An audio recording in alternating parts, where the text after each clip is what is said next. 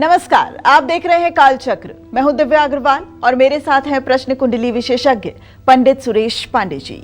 बहुत बहुत स्वागत है पंडित जी आपका। धन्यवाद। दान देने से भी हो सकता है बहुत बड़ा नुकसान, इसलिए दान देने से पहले हो जाएं सावधान। जी हाँ, हम में से बहुत से लोग ऐसे हैं जो जरूरतमंद लोगों को अन्न, कपड़े, पैसे या बाकी जरूरी सामान देते होंगे, लेकिन क्या आप जानते हैं कि बिन सोचे समझे ऐसी चीजों का दान आपका बड़ा नुकसान कर सकता है। पुण्य की जगह आपको पाप का भागीदार बना सकता है, आपकी कुंडली में बैठे ग्रहों को कमजोर कर सकता है। इसलिए आज कालचक्र में पंडित सुरेश पांडे जी आपको उन चीजों के बारे में बता रहे हैं जिनका दान आपको भूल कर भी नहीं करना है। अगर आप भी बिना सोचे समझे करते हैं दान तो हो जाइए सावधान, क्योंकि आपका दिया दान आपकी दशा और दिशा दोनों को बिगाड़ सकता है। अपनी इस दिलचस्प चर्चा को शुरू करें उससे पहले पंडित जी से ये जानते हैं कि दान और ग्रहों के बीच का संबंध क्या है। पंडित जी बताइए, इनका क्या आपस में संबंध है? देखो, जो सूर्य भगवान हैं, इनको प्रसन्न करना है आपको, तो उपवास, कथा सुनिए और रविवार के दिन नमक का त्याग करिए। इससे सूर्यदेव प्रसन्न होंगे। चंद्रमा भगवान शिव के मंत्रों के जप से प्रसन्न होते हैं। मंगलवार के दिन व्रत करने से, उपवास करने से, जप करने से मंगल प्रसन्न होता है। बुध ग्रह भगवान गणेश की उपासना से और दान से सर्वाधिक प्रसन्न होते हैं। देवगुरु बृहस्पति सात्विक रूप से व्रत रखने से प्रसन्न होते हैं। भगवान विष्णु की आराधना करने से प्रसन्न होते हैं। दैत्य गुरु शुक्र गौ सेवा, गौदान और कन्याओं को उपहार देने से प्रसन्न होते हैं। न्याय के देवता शनि देव को मनाने के लिए जप, तप, उपवास, दान और सात्विक जीवन शैली महत्वपूर्ण है। छायाग्रह राहु और केतु के जप के साथ दान देने से भी प्रसन्नता मिलती है। जय मां विंध्यवासिनी। पंडित जी, लेकिन दान तो हम किसी भी दिन करें और लोग जब उनका बर्थडेज होता है, एनिवर्सरीज होता है, इन दिनों को चुनते हैं और दान कर देते हैं। वो तो हर महीने में यही सोचते हैं, या हम भी यही सोचते हैं कि हम किसी निर्बल को, किसी गरीब को अगर कुछ दे रहे हैं तो उसकी दुआएं ही मिलेंगी। लेकिन अब हम उसे भी ग्रहों के हिसाब से या दिन के हिसाब से करना होगा। देखो बेटा, ऐसा है, दान दो प्रकार का होता है। एक होता है निष्काम और एक होता है सकाम। निष्काम माने कि हमें दान करना है, उसका कोई हमें फल नहीं चाहिए, उसके बदले में कोई हमें परिणाम नहीं चाहिए। ये निष्काम दान है। कभी भी, कहीं भी योग्य पात्र मिलने पर यह दान किया जाना चाहिए। निष्काम दान मतलब भगवान की वस्तु, भगवान के प्रीति में भगवान के ही स्वरूप लोगों को दिया जाएगा। क्योंकि मत्तम परतरम नान्यत् यत् किंचित धनंजय। भगवान कृष्ण ने जब गीता में ये कह दिया है कि इस चराचर जगत में मेरे सिर्फ सिवा कुछ है ही नहीं है, जो कुछ भी दृश्य अदृश्य है सब मैं ही हूं। वेदांत का एक सूत्र है, अणोरणियान महतो महीयान। अणोरणियान जो अणु में भी व्याप्त है और जो ब्रह्मांड को भी अपने एक रोमकूप में धारण करता है। अणु से छोटा तो कोई परमाणु नहीं होता। अणोरणियान महतो महीयान, जो पूरे मतलब कि ब्रह्मांड को अपने एक रोमकूप में धारण कर सके और जो एक अणु में भी निवास कर सके, वो है ईश्वर। अथातो ब्रह्म जिज्ञासा। अगर ब्रह्म की जिज्ञासा जानने की है कि ब्रह्म क्या है, तो उसके बारे में वेदांत यही कहता है, अथातो ब्रह्म जिज्ञासा जन्माध्यस्य यत् तत्र शास्त्र योनित्वात् तत्व समन्वयात्। उस ईश्वर को जानने के लिए हमें अपने बुद्धि में समता लानी पड़ेगी। समता का अभिप्राय यह है कि जड़ चेतन अस्थावर जंगम सब में उसी प्रभु का वास देखना पड़ेगा। सब में वही प्रभु, वही राम रमे हैं, ये भाव मन में पुष्ट करना पड़ेगा। और एक अभ्यास करना पड़ेगा कि सब में चींटी से लेकर हाथी तक, शेर से लेकर हिरन तक, मनुष्य से लेकर के और सर्प योनि तक, हर जगह वही राम रमे हुए हैं। तो जैसी हमारी दृष्टि होगी वैसी सृष्टि बन जाएगी। इसको कहते हैं समन्वय योग उच्चते, समता का भाव। गोस्वामी तुलसीदास जी लिखते हैं, सीय राम मैं सब जग जानी, करहूं प्रणाम जोरी युग पानी। सीताराम में ये पूरा संसार है। और फिर दूसरी चौपाई में कहते हैं, जड़ चेतन जग जीव जत, सकल राममय जान, बंदऊ सबके पद कमल, सदा जोर युग पान। ये जड़ चेतन अस्थावर जंगम जो भी संसार है ये राममय है, राम ही राम है। और सबके चरण कमलों की मैं वंदना करता हूँ, पूरे संसार के चर अचर की, सबकी, जड़ चेतन सबकी। अब यहाँ दो बात, एक जगह तो सीय राम में कहा, सीता और राम दोनों को लिया, और एक जगह केवल राम जी को लिया। तो किसी किसी को ये भ्रम हो सकता है कि राम कि सीताराम, हो सकता है ना। तो एक चौपाई और लिखते हैं बालकांड में, गिरा अर्थ जल बीच जिम, देखियत भिन्न न भिन्न, बंदऊ सीता राम पद, जिन्हीं परम प्रिय खिन्न। गिरा अर्थ मतलब हम जो बोल रहे हैं और इसका जो अर्थ है, दोनों में कोई भेद नहीं है। जल बीच, पानी और तरंगे, इनमें कोई भेद नहीं है। वैसे ही बंदऊ सीता राम पद, सीता और राम में भी कोई भेद नहीं है। इन्हें परम प्रिय खिन्न, इन्हें खिन्न लोग जो है, उदासीन लोग बहुत ज़्यादा प्रिय है। हाँ। अच्छा पंडित जी, चूंकि अभी दान पुण्य की चर्चा चल रही है, तो आजकल, पहले हम सुनते आ रहे हैं लगातार कि इस हाथ से दो तो इस हाथ को पता ना चले, ऐसे करो काम। लेकिन आजकल तो देखते हैं कि जो यंगस्टर्स हैं वो तो पूरा सोशल मीडिया पर ओवरफ्लो हो जाता है, ऐसा लगता है कि जैसे फ्लड आ गया हो, इस तरीके से सोशल मीडिया पर पोस्ट करते हैं। तो क्या फिर उनको उसका वो लाभ नहीं मिलेगा? देखो, अगर आप छपाओगे तो यही लाभ पाओगे, अगर आप छिपाओगे तो आपका अविनाशी बैंक में जमा होगा, वो फिर आपके अगले जन्म में काम आएगा। अगर आप छपाओगे तो यही लाभ आप पाओगे। अच्छा। जैसे आप कोई लंगर लगा रहे हैं, हाँ। अब आपने लिख दिया कि सौजन्य से दिव्या, ठीक है, तो अब जितने लोग आएंगे, अच्छा आपने किया है लंगर, वेरी गुड वेरी गुड, बहुत अच्छा, थैंक यू थैंक यू। अब आपके जो पुण्य कर्म थे उसका थैंक यू से जवाब आपको मिल गया। लेकिन अगर आपने कुछ बोर्ड ही नहीं लगाया है जी, ठीक है, और आप मतलब उस कार्यक्रम को कर रहे हैं, अगर किसी को विश्वस्त सूत्रों से पता चल गया कि आयोजन दिव्या का है और आपसे किसी ने पूछा, तो आपने कहा अरे मेरी कहाँ हिम्मत है कि मैं कुछ करूं, सब प्रभु ने ही किया है, मैं भी सेवा में लगी हुई हूं, तो वो मेरे तो पुण्य ये कर्मों में आपके जुड़ गए। अविनाशी बैंक में जमा हो जाएगा। ये आपके अविनाशी बैंक में जमा हो जाएगा। देखो, दान करना कठिन, दान छिपाना कठिन, दान पचाना कठिन, दान बचाना कठिन, सब कठिन है।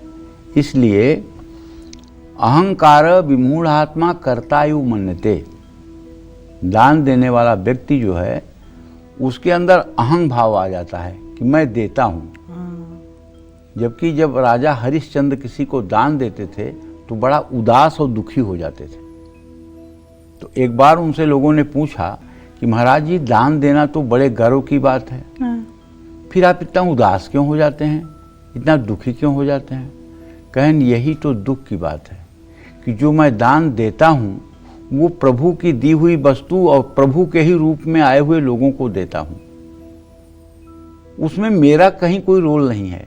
लेकिन इसके बावजूद लोग थैंक यू मुझे बोलते हैं, धन्यवाद मुझे बोलते हैं, कृतज्ञता मेरे प्रति ज्ञापित करते हैं, तब मुझे लगता है कि ये प्रभु का श्रेय मैं क्यों ले रहा हूँ, इसलिए मैं दुखी होता हूँ और इसलिए मुझे मतलब कि कष्ट होता है।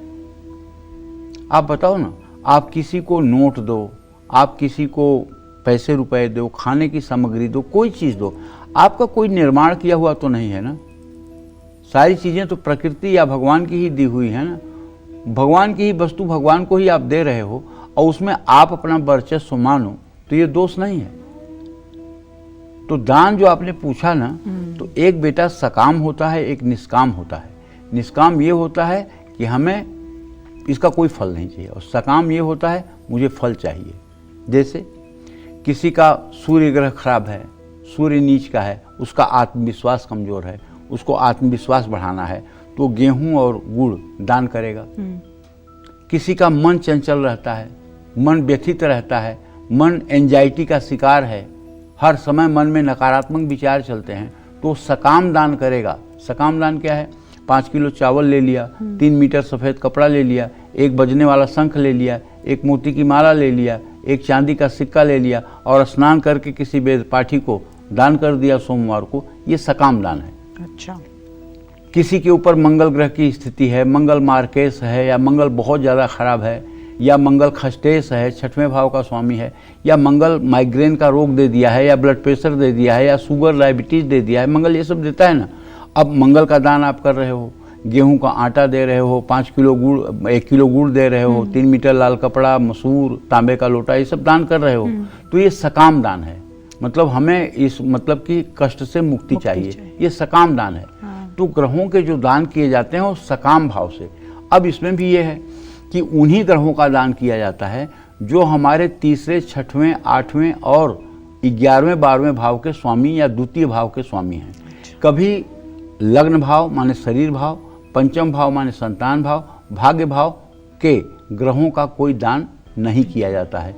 ये भी शास्त्रों में वर्जित है, क्योंकि अगर इन ग्रहों का दान हम करेंगे तो निश्चित रूप से हमारा भाग्य क्षीण हो जाएगा।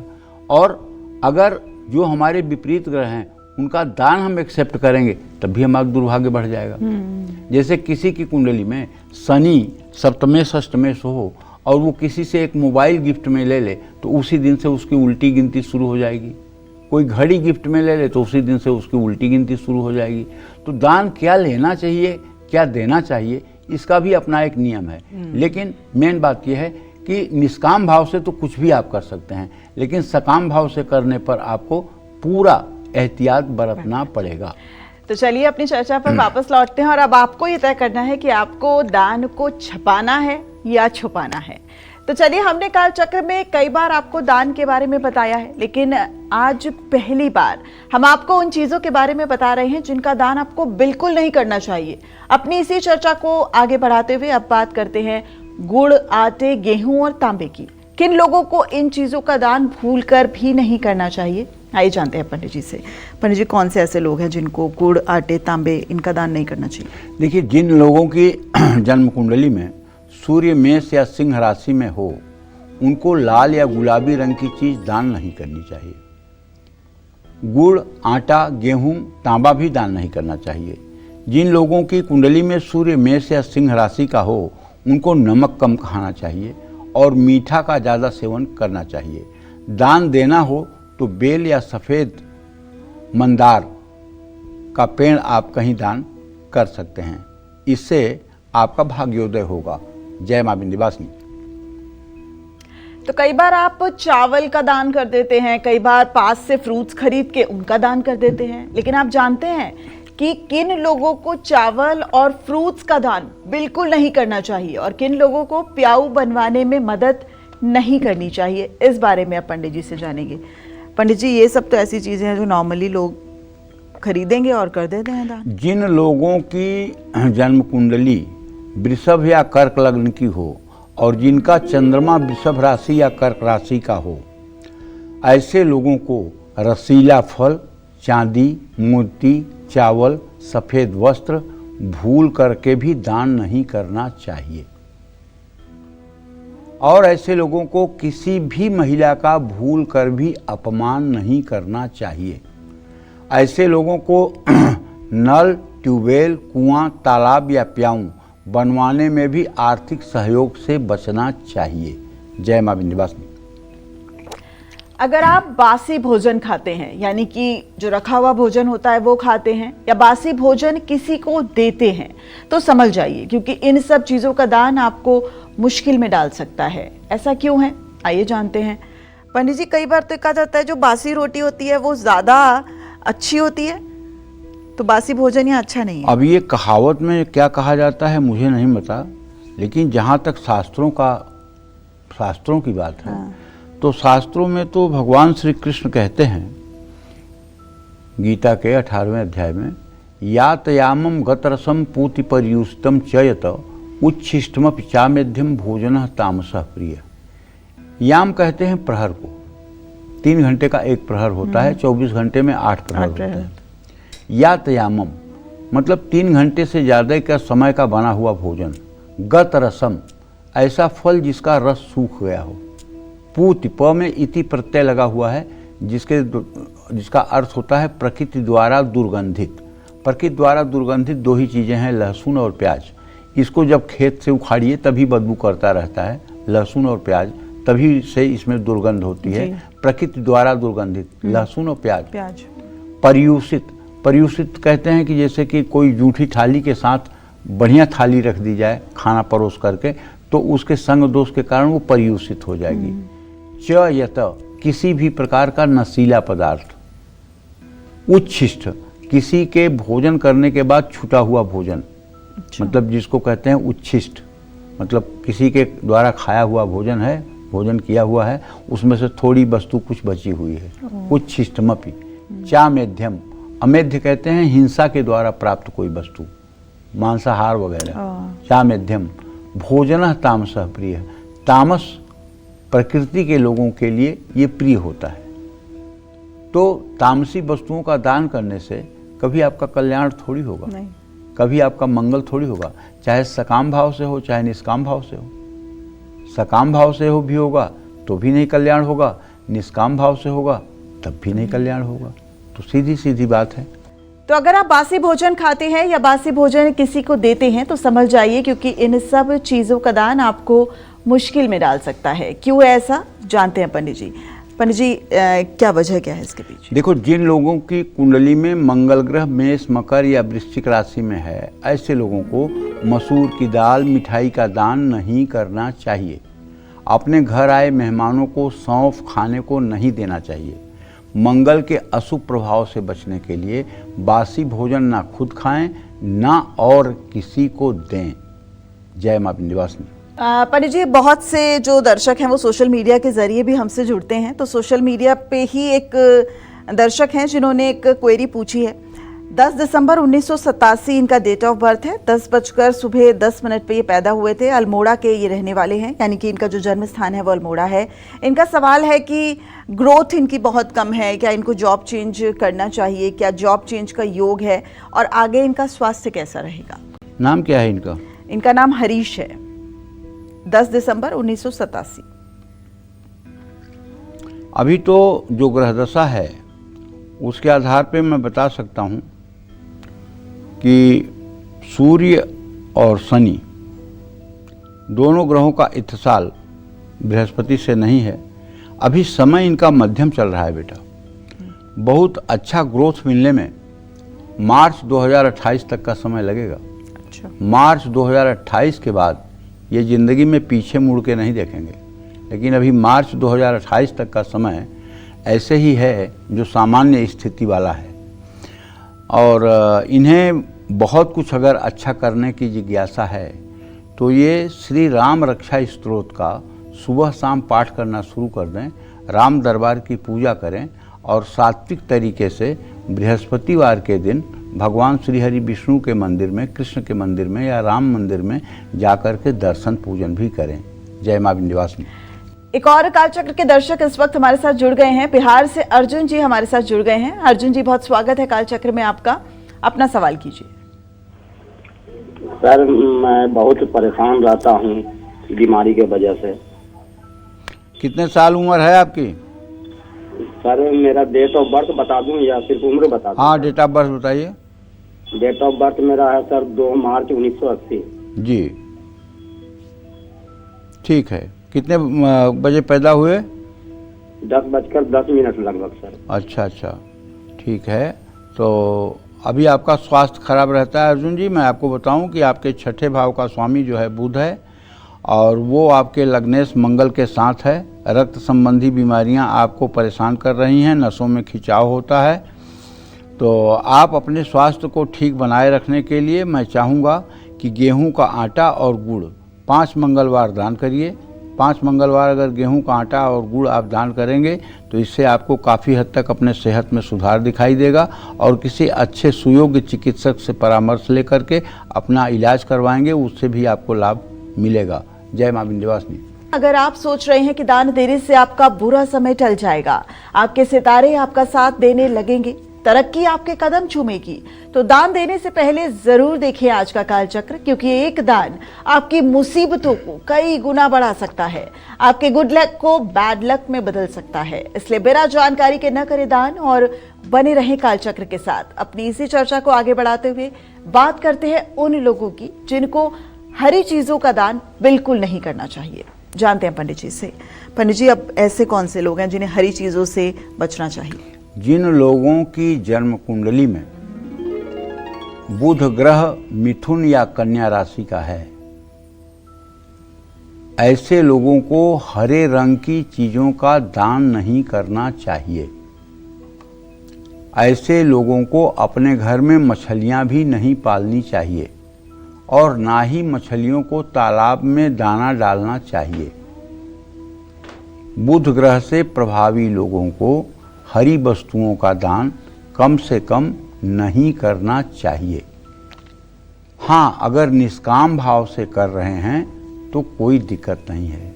निष्काम भाव से कोई भी दान, किसी प्रकार का दान सामने वाले के कल्याण की दृष्टि से आप दे सकते हैं, उसमें कोई दोष नहीं होगा।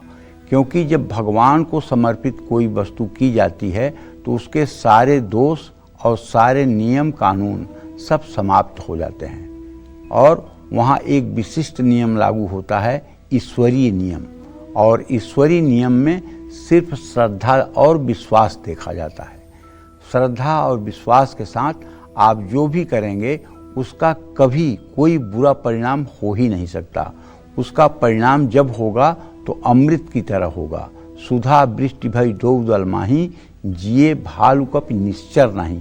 वो अमृत की तरह हर समय कल्याणकारी ही होगा। जय मां विंध्यवासिनी। तो हरी चीजों के दान से किन लोगों को बचना चाहिए, ये तो पंडित जी ने आपको बता दिया। अब उन लोगों की बात करते हैं जिनको पीली चीजों का दान बिल्कुल नहीं करना चाहिए। आइए जानते हैं पंडित जी से। पंडित जी, कहीं ना कहीं ये जो पीली हरी इन चीजों का जो कनेक्शन है वो कुंडली से है, यानी आपको कुंडली के बारे में अपनी पूरी जानकारी होनी चाहिए। पीली चीजों का दान किससे? देखो, पीली वस्तु दान की जाती है बृहस्पति की प्रसन्नता के लिए। जिनकी कुंडली में बृहस्पति मकर राशि का होता है, अस्त होता है, या बृहस्पति खष्टेश सप्तमेश अष्टमेश होता है, या व्ययेश होता है, वो लोग बृहस्पति का दान करते हैं। लेकिन अगर किसी का बृहस्पति धनु राशि का, मीन राशि का या कर्क राशि का है, या कर्क राशि के नवांशक में बैठा हुआ है, तो ऐसे लोगों को सोना, पीतल का बर्तन, केसर, चने की दाल, केला, ये सब धार्मिक पुस्तकें दान नहीं करना चाहिए। इन चीज़ों का दान करने से आपके मान सम्मान में गिरावट आ जाएगी। अगर आपके कुंडली में बृहस्पति की स्थिति अच्छी है तो ये चीज़ें दान नहीं करनी चाहिए। जय मां विंध्यवासिनी। अच्छा पंडित जी, अभी कुछ वक्त पहले हमारे फैमिली में ही किसी ने कपड़ों का दान किया मेरी बेटी को, तो मैंने उसको बहुत सुखद तरीके से ले भी लिया। क्या वो सही है? अगर कोई आपको दान के रूप में कुछ देता है, नए कपड़े देता है, तो क्या वो लेना चाहिए या फिर नहीं लेना चाहिए? देखिए, ऐसा है, हमारे यहाँ शास्त्रों में दान लेने का अधिकार सिर्फ ब्राह्मणों को दिया गया है, और ब्राह्मणों को, उन ब्राह्मणों को दिया गया है जो प्रातः सायं संध्या करते हैं, जो गायत्री मंत्र का जप करते हैं, जो प्रातः सायं सूर्य को अर्घ्य देते हैं, और जो प्रातः सायं गायत्री मंत्र का हवन करते हैं। वो ब्राह्मण जो भी दान लेंगे, तो दान तो आप किसी न किसी उद्देश्य से ही देंगे। हमारा ये कष्ट दूर हो जाए, हमारा ये रोग दूर हो जाए, हमारा ये शोक दूर हो जाए, हमारी ये मनोकामना पूरी हो जाए, किसी न किसी उद्देश्य से आप दान करते हैं। तो वो वस्तु जब कोई व्यक्ति यूज करता है तो उसके प्रारब्ध कटते हैं उतना, और इस व्यक्ति के प्रारब्ध में जुड़ते हैं उतना। उसका शुभ प्रारब्ध कम होता है, इसके शुभ प्रारब्ध में जुड़ते हैं। समझ रही हो? हाँ, तो ऐसे में अगर व्यक्ति साधना परक नहीं होगा तो वो एकदम नील हो जाएगा और एक दिन दरिद्रता को प्राप्त हो जाएगा। प्रायः दान लेने वाले लोगों की अगर आजीविका आप देखें तो पूरे जीवन जो लोग दान ले रहे हैं उनके मृत्यु अवस्था तक आप देखिए वो अभाव में ही जिंदगी जीते हैं। क्यों नहीं वो टाटा बिरला अंबानी बन जाते हैं। तो जैसे आपके भाई पक्ष की तरफ से आपका भाई, आपकी भाभी, आपकी माँ, आपके पिताजी कुछ भी आपके बेटी को गिफ्ट करें, दान करें, वो तो आप स्वीकार कर सकते हैं। लेकिन कोई थर्ड पर्सन हो और वो कोई चीज आपके बेटी को दे, गिफ्ट करे तो ले लीजिए, लेकिन अगर दान करे तो मत लीजिए। बट वो गिफ्ट के तौर पर ही गिफ्ट में कोई दोष नहीं है। गिफ्ट जो होता है वो एक मतलब कि कर्सी मेंटेन करने के लिए, एक सामाजिक समरसता को मेंटेन करने के लिए दिया जाता है। और दान जो है उद्देश्य से किया जाता है। दान का उद्देश्य होता है कि मैं इस कष्ट से मुक्त हो जाऊंगा अमुक दान करने से, मैं इस कष्ट से मुक्त हो जाऊंगा अमुक दान करने से। जैसे कोई सरसों का तेल दान कर रहा है तो शनि की पीड़ा से मुक्त होना चाहता है। कोई काली उड़द की दाल दान करना है, शनि की पीड़ा से मुक्त होना चाहता है। तो अगर वो दान आप लोगे तो उसके शनि ग्रह का बुरा प्रभाव आपको झेलना पड़ेगा। इसलिए शनि का दान प्रायः वही लोग लेते हैं जिनके पास गंवाने के लिए कुछ नहीं होता है, जिनके लिए गंवाने के लिए कुछ नहीं होता है। मैं एक प्रैक्टिकल बात बताऊं आपको। कलकत्ता में, मैं नाम नहीं लूंगा, हमारे ही क्षेत्र के, हमारे घर से लगभग 7-8-10 किलोमीटर की दूरी पर एक बहुत सुंदर दिव्य पर्सनालिटी के मतलब कि ब्राह्मण देव रहते थे। और वो कलकत्ता में नौकरी करते थे किसी सेठ के यहाँ। और उस सेठ के यहाँ सफ़ेद कुष्ठ रोग की खानदानी बीमारी थी। तो उसको किसी ने बताया कि ये शनि ग्रह की बीमारी है। तो ये घटना लगभग सन 1965 की है।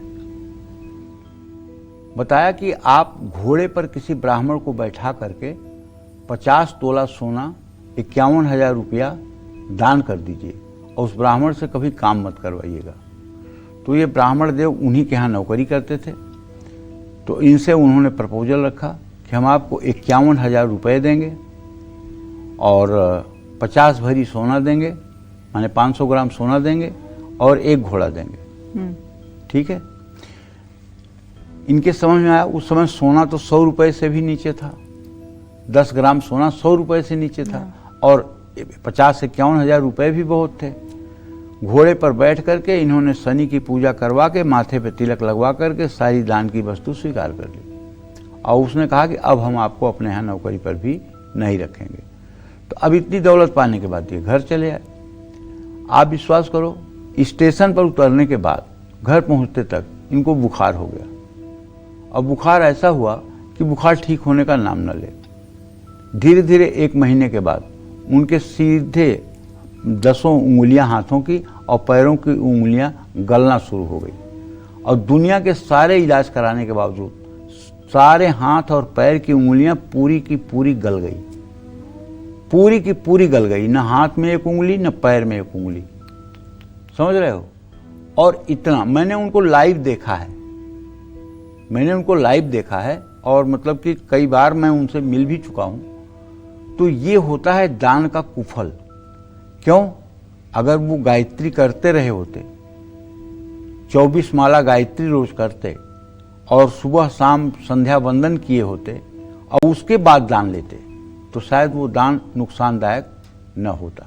लेकिन जो दान दे रहा है वो भी तो दोषी है ऐसे में। क्यों दोषी उसने है? उसको इतना पीड़ित कर दिया। और ये हम तो दान दे ही रहे हैं तो हम क्या पीड़ित हैं? और दान लेने वाले को समझना चाहिए ना, दान लेने वाले को भी तो समझना चाहिए। वो तो बता के दान दे रहा है ना, शनि का दान दे रहा हूँ। वो तो छिपा के दान नहीं दे रहा है ना, तो बता के दान दे रहा है कि मैं शनि का दान दे रहा हूँ। अच्छा। सरसों का तेल दान देने वाला तो बता के देता है ना, मैं शनि के लिए दान कर रहा हूँ। तो उसमें उसका क्या दोष है? भाई हम कहते हैं कि आप स्वीकार कर रहे हो ना, तो आप स्वीकार कर रहे हो तो उसको नष्ट करने की क्षमता आपके अंदर है। आज जो लोग दान ले रहे हैं, अब तुम्हें बताऊं एक छोटी सी घटना। भोपाल से एक लोग आए थे, महिला थी, उसके साथ में एक युवक था। तो महिला ने कहा कि ये मेरे बेटों की कुंडली है, जरा आप देख लीजिए। मैंने देखा अपने घर पे, मैंने बताया बहुत बढ़िया, ये बढ़िया, वो बढ़िया, सब बढ़िया बढ़िया ही मैंने बताया कि कुंडली बहुत अच्छी है। तो महिला बोली कि अरे महाराज क्या बताएं, ऐसा कुछ तो है नहीं। हमने कहा तो क्या हो गया? बोली कि ये तो मतलब कि जो है स्मैक पीता है, ब्राउन शुगर पीता है, नशा करता है, दिन रात नशा करता है, नशे में ही धुत रहता है, पढ़ाई लिखाई नहीं करता है, और 16 साल का लड़का था। हमने कहा अरे लेकिन कुंडली में तो ऐसा कहीं कुछ दिख नहीं रहा है, कुंडली में तो कहीं कुछ ऐसा नहीं दिख रहा है। जितना ज्योतिष का अध्ययन मैंने किया है उसके आधार पर तो कुंडली तो बहुत अच्छी है, तो नहीं दिख रहा है। मैंने कई तरह से कुंडली को देखने की कोशिश की, चंद्र कुंडली से देखने की कोशिश की, सूर्य कुंडली से देखने की कोशिश की, उसकी अवस्थाएं देखने की कोशिश की, मतलब कुंडली के जितना माइनर, सर्वचंचा चक्र को भी देखा, सब जगह पॉजिटिव रिस्पांस दिख रहा था। तो मुझे कहीं से भी नहीं लगा कि कुंडली कहीं से निगेटिव है या लड़का ये ड्रग एडिक्ट हो सकता है। प्राय जो लोग ड्रग एडिक्ट होते हैं या नशेड़ी होते हैं उनके द्वितीय भाव में पापग्रह होता है, और द्वितीय भाव पर अगर जैसे शनि की दृष्टि चंद्रमा की हो जाए तो आदमी शराब पीने वाला होता है, मंगल की युति हो जाए तो आदमी सिगरेट और गांजा पीने वाला होता है, ठीक है ना। इसी तरह से राहु केतु या शनि हो जाए तो आदमी स्मैक और मतलब कि बुरी व्यसन को करने वाला होता है, और अगर बृहस्पति हो और उसके साथ शुक्र वगैरह की युति हो जाए तो आदमी पान वगैरह खाने वाला होता है। तो इस तरह से मतलब कि जो है चीज़ों का पता लगता है। अगर केवल मतलब कि राहु हो, शुभग्रह की दृष्टि हो तो आदमी खैनी खाने वाला हो जाता है। मतलब कुछ न कुछ खाने की चीज़ों का संबंध जो है द्वितीय भाव से होता है, वो जो पता चल जाता है। तब मैंने मतलब कि व्यवहारिक ज्ञान का प्रयोग किया। हमने मतलब कि उससे पूछा कि अच्छा आपके पति क्या करते हैं? तो उसने बताया कि मंदिर पर पुजारी हैं, और वो लोग मंदिर पे पुजारी हैं। तो उसके साथ में बैठा जो था वो कहा नहीं पंडित जी, मंदिर पे पुजारी नहीं है, ये भूत प्रेत जो है उतारते हैं और दूसरे का भूत प्रेत करते हैं, उसी से मतलब कि आमदनी है। तो हम कहा वही खर्चे से घर का पूरा परवरिश हो रही है? कहन हाँ। तो वो उसका देवर था, वो कह रहा था कि बहुत मोटा पैसा कमाते हैं।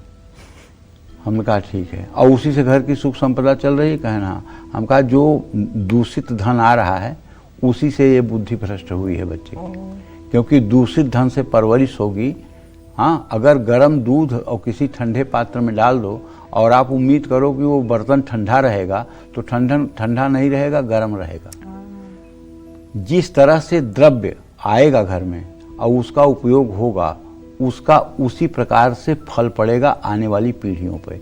इसीलिए मैं सबसे हाथ जोड़ के निवेदन करता हूँ कि भैया दूध भिक्षा खाना, खून भिक्षा खाने की कोशिश मत करना। ईमानदारी के पैसे से अपने बच्चों की परवरिश करना, रिश्वत के पैसे से अपने बच्चों की परवरिश करने की कोशिश मत करना।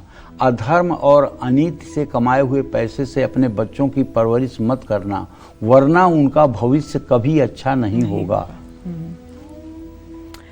चलिए पंडित जी अपनी चर्चा पर लौटते हैं। और ये जो ज्ञान है, देखिए ये पंडित जी अपने पूरे एक्सपीरियंस के साथ, जिस तरीके से लोग बड़ी संख्या में पंडित जी के पास आते हैं, अपनी कुंडली दिखाते हैं, अपनी समस्याओं का समाधान करना चाहते हैं, ऐसे में पंडित जी आप तक वो आशीर्वचन पहुंचाकर बस यही चाहते हैं कि आप अपने जीवन में इन तमाम चीज़ों से बचें और अच्छाई को ही अपनाइए।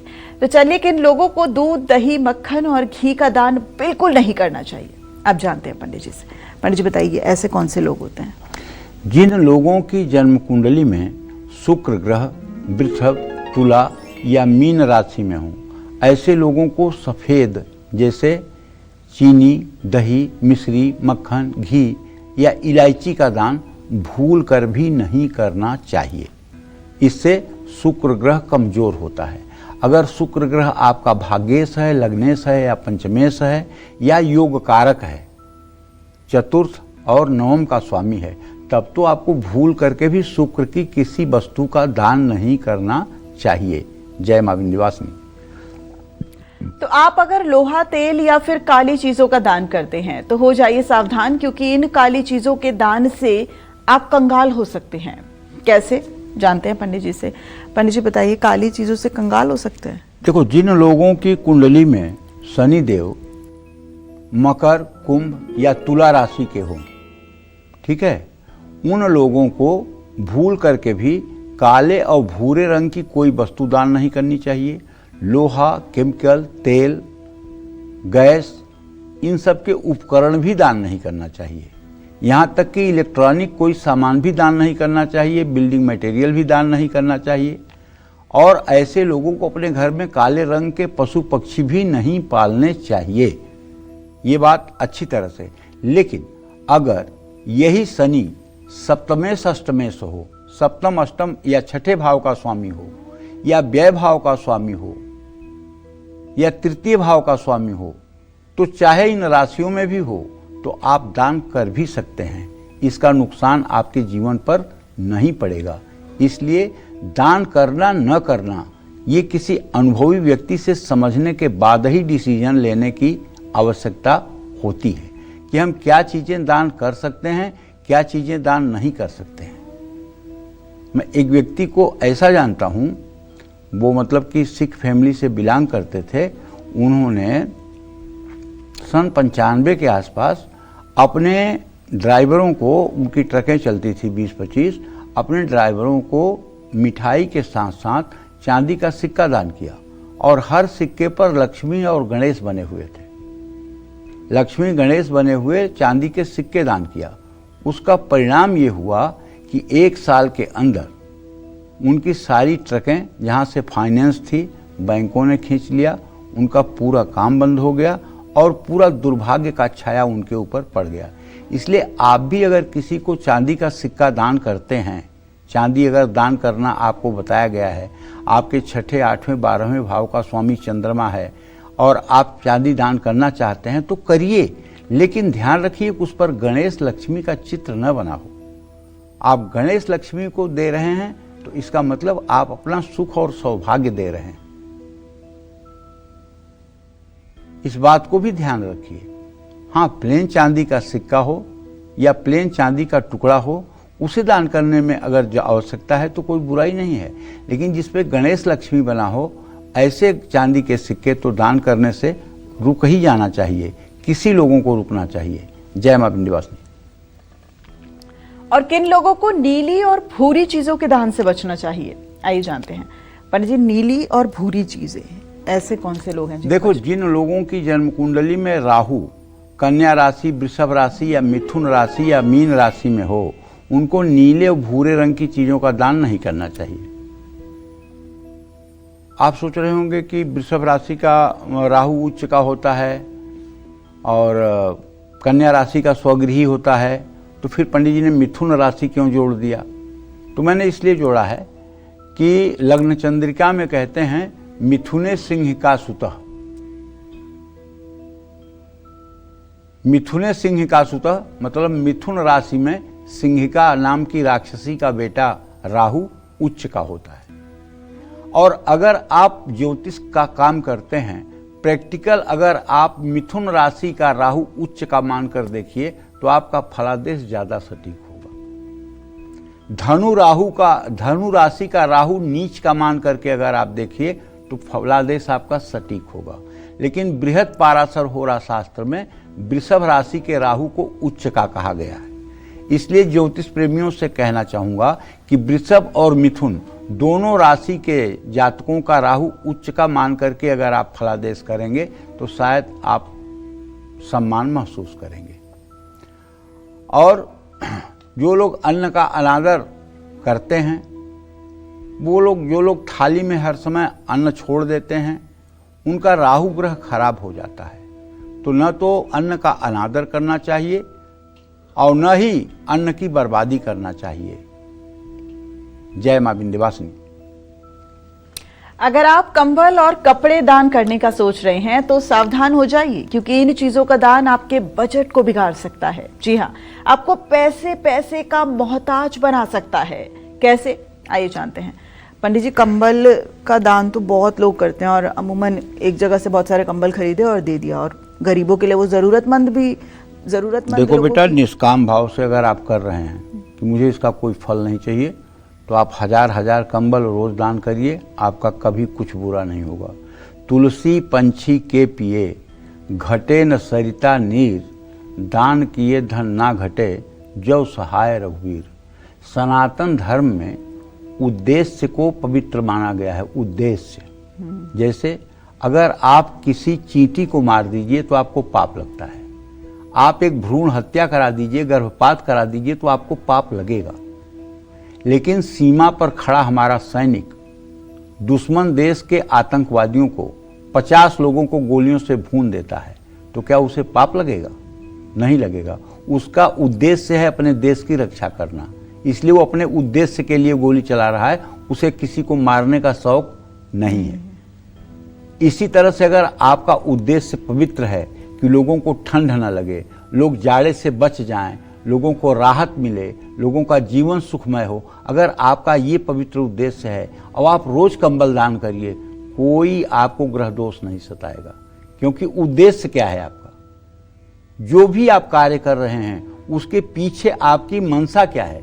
उद्देश्य कितना पवित्र है आपका? सकारात्मक है उद्देश्य कि नकारात्मक है उद्देश्य? उद्देश्य पवित्र है कि अपवित्र है? अगर उद्देश्य पवित्र है तो भगवान आपके साथ है, और अगर उद्देश्य मलिन है तो भगवान कभी आपके साथ नहीं होगा। इसलिए उद्देश्य की बहुत बड़ी चीज है। संत बनने के लिए, भगवान की भक्ति में लगने के लिए न तो भेष बदलने की जरूरत है, न देश बदलने की जरूरत है, केवल उद्देश्य बदलने की जरूरत है। अगर आपने उद्देश्य बदल दिया तो आप भगवत प्राप्ति के मार्ग पर चल निकलेंगे। तो इसलिए उद्देश्य, जिन लोगों की कुंडली में केतु मीन वृश्चिक या धनु राशि में हो, उनको अपने घर में कभी भी कोई पशु पक्षी पालना नहीं चाहिए, वरना पैसों की बर्बादी होती है। ऐसे लोगों को भूरे या 2 रंग वाले कपड़े, कंबल, तिल या तिल से बनी चीज़ों का दान भी नहीं करना चाहिए। लेकिन ध्यान रखिएगा कि अगर किसी एक्सपर्ट से पूछ करके आप दान करें या न करें, ये ज़्यादा आपके लिए अच्छा होगा। जय मां विंध्यवासिनी। कुंडली में ग्रहों की अलग अलग स्थिति में हमें कौन से दान करने से बचना चाहिए, जानते हैं पंडित जी से। पंडित जी बताइए। कुंडली में जो ग्रह उच्च का है उससे संबंधित दान नहीं देना चाहिए। नीच ग्रह से संबंधित दान कभी भी लेना नहीं चाहिए। जैसे गुरु 7वें भाव में हो तो साधु या धर्म स्थान में पुजारी को कपड़ों का दान नहीं करना चाहिए। इससे दान देने वाले की संतान पर बुरा प्रभाव पड़ता है। 10वें भाव में गुरु और 4थे भाव में चंद्रमा से गजकेसरी योग बनता है। व्यक्ति को किसी भी धर्म स्थान बनवाने में दान नहीं करना चाहिए, इससे व्यक्ति पर झूठे आरोप लग सकते हैं। चंद्रमा 6ठे भाव में हो तो सार्वजनिक स्थानों में पीने के पानी की व्यवस्था नहीं करानी चाहिए। ऐसे व्यक्ति को जल का दान नहीं करना चाहिए। चंद्रमा 12वें भाव में हो तो भोजन का दान कम से कम करना चाहिए, स्वास्थ्य प्रभावित हो सकता है। शुक्र भाग्य भाव में हो तो ऐसे लोगों को पढ़ाई या दवा के लिए पैसे नहीं देने चाहिए। किताबें या दवा का दान किया जा सकता है। कुंडली में 8वें भाव में शनि हो तो ऐसे लोगों को शरणार्थियों के रहने के लिए आवास का निर्माण नहीं कराना चाहिए। शनि लग्न में और गुरु 5वें भाव में हो तो ऐसे लोगों को कभी भी तांबे के दान नहीं करने चाहिए। लेकिन अगर आप निरुद्देश्य और निष्काम भाव से दूसरे की हित के लिए दान कर रहे हैं तो आप कुछ भी दान करिए, आपका नुकसान नहीं होगा। परहित बस जिनके मन माही, जिनकह तिनकह जग कछु दुर्लभ नाही। जिसके मन में परहित रहता है उसके लिए इस संसार में कुछ असंभव नहीं होता है। और दान की बड़ी महिमा शास्त्रों में गाई गई है। तुलसी पंछी के पिए, घटे न सरिता नीर, दान किए धन ना घटे, जो सहाय रघुवीर। दान देने के लिए और वचन की पूर्ति के लिए राजा हरिश्चंद्र ने अपनी पत्नी को बेच दिया, बेटे को बेच दिया और स्वयं शमशान घाट पर काशी में जाकर के डोम के यहाँ बिक गए। लेकिन उन्होंने अपने वचन का पालन किया और अपनी दान को प्रमाणित किया। अंत में ब्रह्मा विष्णु महेश को आकर के उन्हें धन्य धन्य कहना पड़ा। महाराज शिवी ने एक कबूतर के बदले अपने पूरे सारे शरीर का मांस दान कर दिया। दिलीप ने एक गाय के बदले, महाराज दिलीप रघुवंश के राजा थे, दिलीपस्य गो सेवा नाम की एक पुस्तक है संस्कृत में, अगर आप पढ़ेंगे तो एक गाय को सिंह खाना चाहता था तो उन्होंने उस गाय की रक्षा करने के लिए सिंह को पूरा अपना शरीर समर्पित कर दिया। तो हमारे यहाँ सनातन धर्म में दान पुण्य का बहुत विशेष महत्व है। दधीची, ऋषि दधीची ने अपने शरीर को जीते जी दान कर दिया गया था।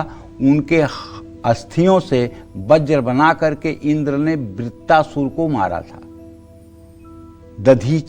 दधीची ने दान किया था अपने शल्य, अपनी हड्डियों को। जीते जी उन्होंने समाधि ले ली थी और अपनी हड्डियां दान की थी। उस हड्डियों से इंद्र ने वज्र बनवा करके और वृत्तासुर नाम के राक्षस को मारा था।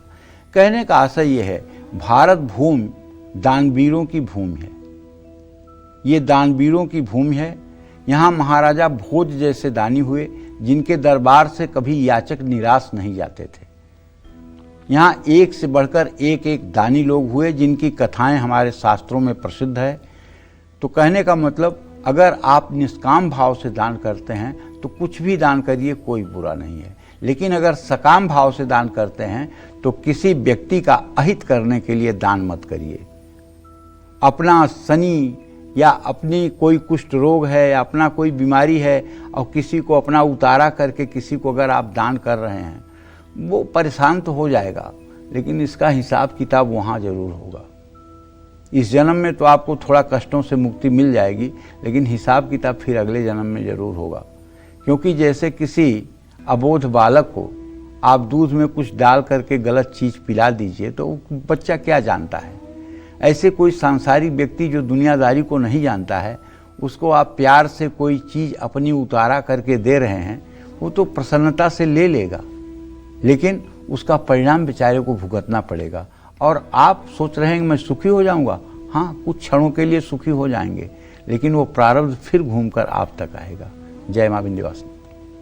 अगर आप दान करते हैं तो समझ जाइए, क्योंकि सही समय पर सही दान ही आपके भाग्य को बदल सकता है। अपनी चर्चा को आगे बढ़ाते हुए पंडित जी से आप जानते हैं कि 9 ग्रहों का दान हमें किस समय करना चाहिए और दान में क्या कुछ दिया जाना चाहिए।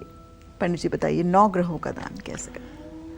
बुध ग्रह का दान बुधवार को ब्रह्म मुहूर्त से सूर्योदय के बीच किसी छोटी कन्या को देना बहुत शुभ माना गया है। शनि ग्रह का दान शनिवार के दिन दोपहर के बाद किसी जरूरतमंद शारीरिक रूप से असक्षम व्यक्ति को दिया जाना चाहिए। राहु और केतु छायाग्रह हैं। दोनों ही ग्रहों का दान रात के समय या सायंकाल किसी जरूरतमंद को दिया जाना चाहिए। गुरु ग्रह का दान गुरुवार को गुरु पूर्णिमा की संध्या के समय किसी ब्राह्मण को और कर्मकांडी ब्राह्मण को देना चाहिए। चंद्रमा का दान सोमवार को पूर्णमासी या एकादशी पर सूर्यास्त होने के कुछ समय पहले देना चाहिए। शुक्र का दान किसी कन्या या सुहागन महिला को देना चाहिए। शुक्रवार को सूर्योदय के समय किया जाना चाहिए। मंगल का दान मंगलवार के दिन चढ़ने के 2 घटी के भीतर दिया जाना चाहिए। सूर्य का दान रविवार को दोपहर 12 बजे से पहले कर लेना चाहिए। इससे दान का पूरा फल मिलता है। और सारे दान करने के पहले व्यक्ति को उपवास करते रहना चाहिए। केवल चाय वगैरह पीना चाहिए, अन्न और नमक का सेवन नहीं करना चाहिए। जय मां विंध्यवासिनी। चलिए अब बात करते हैं आज के लकी ईमेल कुंडली विजेता की। आज की हमारी ईमेल कुंडली विजेता हैं दिल्ली की रहने वाली मेघा शर्मा। इनकी माताजी स्नेह शर्मा हमारे साथ फोन लाइन पर मौजूद हैं। स्नेह शर्मा जी, आपका बहुत स्वागत है काल चक्र में। मेघा की तमाम डिटेल्स हमने पंडित जी को बता दी हैं। आप अपना सवाल कीजिए पंडित जी से।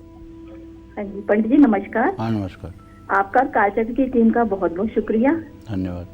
मेरी बेटी है मेघा, उसकी डेट ऑफ बर्थ है 12 जुलाई 1994 रात के 8:10 और शादीशुदा है।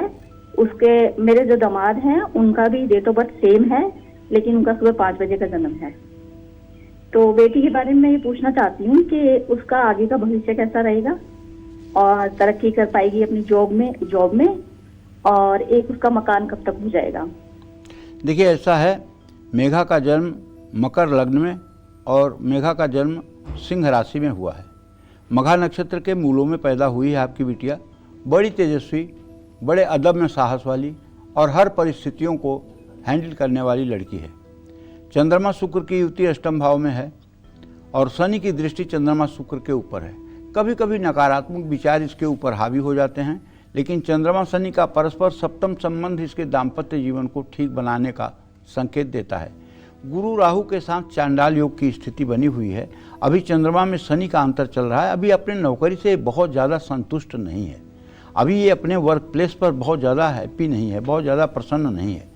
इसको चाहिए कि नित्य चंद्र शनि के इस योग को, दुर्योग को नष्ट करने के लिए ओम नमः शिवाय या नमः शिवाय का कम से कम 24 मिनट सुबह जप करना चाहिए। और भगवान शिव के मंदिर जब भी संभव हो तो जा कर के जल, दूध, बेलपत्र चढ़ाना चाहिए। इससे निश्चित रूप से इसे लाभ मिलेगा। और हाँ, एक उपाय जरूरी है इसके लिए, 10 रत्ती का ओपल अगर इसको लॉकेट में बनवा करके और गले में धारण कराया जाए या चांदी की अंगूठी में बनवा करके दाहिने हाथ की तर्जनी उंगली में धारण करवाया जाए तो इससे भी इसका भाग्योदय होगा और इसका आने वाला समय बहुत मंगलमय होगा। जय मां विंध्यवासिनी। तो चलिए हम भी मेघा के नवजीवन की मंगल कामना करते हैं। पंडित जी, दान से जुड़ा हम लगातार दान को लेकर चर्चा कर रहे हैं, तो लेकिन एक चीज आपसे फिर क्लियर करना चाहेंगे, क्योंकि जो आज का हमारा विषय है, हम दान को लेकर बहुत रोचक जानकारी अपने दर्शकों को दे रहे हैं, लेकिन हम ये भी अपने कार्यक्रम के माध्यम से और आपके माध्यम से दर्शकों को बताना चाहते हैं कि दान बहुत अच्छी चीज़ है और अगर आप पूरे निष्काम भाव से दान को दे रहे हैं तो उसका कोई जो है वो गलत प्रभाव नहीं पड़ेगा। क्योंकि कहीं ना कहीं कार्यक्रम में हमने बीच में ऐसी चीज़ें बताई हैं जिससे लोगों के मन में ये सवाल ना खड़े हो जाएं कि क्या दान करना चाहिए या नहीं करना चाहिए। देखिए, दान बेटा पात्र को ही करना चाहिए। पात्र मतलब जो जिस चीज़ का पात्र हो। केवल 2 दान ऐसा है जो आप सबको कर सकते हो, चाहे पात्र हो चाहे कुपात्र हो। कोई भूखा व्यक्ति हो, चाहे वो शराबी हो, चाहे वो नशेड़ी हो, चाहे वो कुछ हो, चाहे वो पतित हो, चाहे वो दुष्कर्मी हो, अगर उसको भूख से तड़प रहा है तो भोजन करा के पानी पिला दीजिए। वो कोई भी हो, दोष नहीं लगेगा। कोई भी बीमार हो, दवाई के लिए मर रहा हो, वो चाहे कितना भी बड़ा क्रूर कर्मा हो, कितना भी बड़ा दुष्ट हो, आप उसकी दवाई में सहयोग कर दीजिए। इसका कोई आपको पाप नहीं लगेगा। क्योंकि सीय राम मैं सब जग जानी, करहूँ प्रणाम जोर युग पानी। अपने कर्मों का फल तो वो भोगेगा, लेकिन आप तो जानते हो कि सब में भगवान है ना, तो उस पापी में भी भगवान है। ये तो हमें मानना पड़ेगा ना। उसने पाप कर्म किया है, लेकिन उसके अंदर का जो ईश्वर तत्व है वही है जो हमारे अंदर है। तो इसलिए हम उसको भी भोजन करा देंगे, उसकी भी सहायता कर देंगे, उसकी भी दवाई करवा देंगे। बाकी चीज़ें जैसे कन्यादान है, तो कन्या के अनुरूप वर पात्र हो तब कन्यादान करना चाहिए। गाय दान है, जो व्यक्ति अपने घर में गौपालन कर सके, गाय की देख रेख कर सके, जिसके पास व्यवस्था हो, उसे गौदान करना चाहिए। समझ रही हो? इसी तरह से जितने भी दान हैं, उन दानों की योग्यता और पात्रता का मूल्यांकन करके दान करना चाहिए। अब इसी से जुड़ा एक और जहन में सवाल आया। आप सड़क पर चल रहे हैं, रेड लाइट हुई, आपकी गाड़ी रुकी, बहुत से जो भिखारी हैं वो आते हैं, उसमें कई विकलांग भी होते हैं, दीनहीन लगते हैं, कई बच्चे लेकर माएँ आती हैं और कहती हैं दूध नहीं पिया, उनको कुछ देना चाहिए? देखिए, हर आदमी के अंदर भगवान होते हैं, हर आदमी के अंदर। अगर आपका भगवान कह रहा है कि इसको दे देना चाहिए तो देना चाहिए। यहाँ बैठा हुआ आपका भगवान बोलेगा कि इसको देना है नहीं देना है, आप इसकी सुनिए, पक्का बता रहा हूँ आपको। अब कोई भिखारी तो आपसे दूर होता है, आपकी गाड़ी तक पहुँचा भी नहीं होता है, उसके पहले ही आपका मन कहता है कि नहीं, इसको तो कुछ देना है, अगर नहीं आ रहा है तो बुला के देना है। मतलब यहाँ एक भाव, यहाँ एक प्रेरणा आपको मिलती है। और आदमी जब भी कोई अच्छा बुरा काम करने चलता है, विश्वास करो दिव्या, एक अंदर से झीनी सी आवाज़ आती है, कर लो, मत करो, नहीं करना है। आदमी इस आवाज को जब अनसुनी करके कार्य करता है तभी दुख पाता है। इस आवाज को अनसुना करता है, बाद में जब फंस जाता है तो कहता है हाँ, अंदर से तो मन कह रहा था कि ये काम ना करो। मन नहीं कह रहा था, वो ईश्वरी सत्ता कहती है कि इस काम को करो ना करो, करो ना करो। हर जगह आवाज झीनी सी एक बार जरूर आती है, लेकिन आदमी इसको इग्नोर करके अपने मन वाली करता है, मन वाली करता है। और मन चूंकि बुद्धि को इतना ज़्यादा हैप्नोटाइज कर चुकी है, मन इतना हैप्नोटाइज कर दिया है बुद्धि को कि बुद्धि ने विवेक से अपना तलाक कर लिया है। और विवेक से तलाक होने के कारण बुद्धि जो है कुबुद्धि हो गई है। समझ गई? जय मां विंध्यवासिनी। तो बस अब अगली बार जब दान करें तो पंडित जी के इन विचारों, इन बातों और इस सद्ज्ञान को जरूर याद रखिएगा। तो आप भी अगर दान देने से कतराते हैं तो बने रहिए हमारे साथ। पंडित जी आपको इसी से जुड़ी दिलचस्प जानकारी देंगे, पर अभी वक्त हो गया एक छोटे से ब्रेक का। आप बने रहिए हमारे साथ और देखते रहिए कालचक्र। कुछ लोग दान करने से बहुत हिचकिचाते हैं और डरते हैं, तो चलिए पंडित जी से दान की शक्ति के बारे में जानते हैं जो शास्त्रों में कही गई है, वो आज पंडित जी से जानते हैं। पंडित जी, ये जो हिचकिचाते हैं उनके लिए भी कुछ बताइए। देखो, दान करने से कुछ लोग बहुत डरते हैं। ऐसे लोगों को मैं तुलसीदास जी का एक दोहा सुनाता हूँ, कई बार सुना चुका हूँ, आप लोगों को तो याद भी हो गया होगा। तुलसी पंछी के पिए, घटे न सरिता नीर, दान दिए धन ना घटे, जौ सहाय रघुबीर। जिस तरह से नदी का पानी पंछी पी करके नहीं खत्म कर सकते, उसी तरह से दान देने से धन कभी कम नहीं हो सकता, बल्कि उसमें वृद्धि होती ही रहेगी। दान करने से कभी आदमी निर्धन नहीं होता, लेकिन अगर वाहवाही के लिए आप दान कर रहे हैं कि आपका समाज में वाहवाही हो कि अरे बड़ा दानवीर है, बड़ा दानवीर, अगर ये सुनने की मंशा है तो आपका दान दिया निष्फल भी होगा और यहीं आप छपा लीजिए, अविनाशी बैंक में कहीं जमा होने वाला नहीं है, ये व्यर्थ का ही है। इसीलिए कहते हैं कि 9 चीजें गोपनीय रखनी चाहिए। आयुर्वित्तम गृह छिद्रम मंत्र मैथुन औषधिम, दान मान अपमान गोप्यानी नवयत्नतः। दान ये गोपनीय है। 9 चीजें जीवन में गोपनीय हैं, जिसमें एक दान भी गोपनीय है। दान को दाहिना हाथ करे तो बाएं हाथ को पता न लगे, बस ये आप समझ लीजिए। दान करना परमार्थ का कार्य है, दान करना परमार्थ का कार्य है, जिससे मनुष्य के सभी गुण और अधिक श्रेष्ठ बन जाते हैं। जय मां विंध्यवासिनी। तो बस दान करिए, खूब करिए, लेकिन पंडित जी की इन बातों को, इन उपायों को अपने जहन में जरूर रखिएगा। पंडित जी, आज हमारे दर्शकों को इतनी रोचक और दिलचस्प जानकारी देने के लिए आपका बहुत बहुत धन्यवाद। तो चलिए, उम्मीद करते हैं आपको आज का हमारा विषय बहुत पसंद आया होगा। कल फिर एक नए विषय और आपकी परेशानियों को दूर करने के लिए ढेरों उपाय लेकर हम आएंगे पंडित सुरेश पांडे जी के साथ। तब तक कालचक्र की पूरी टीम को दीजिए इजाजत। नमस्कार।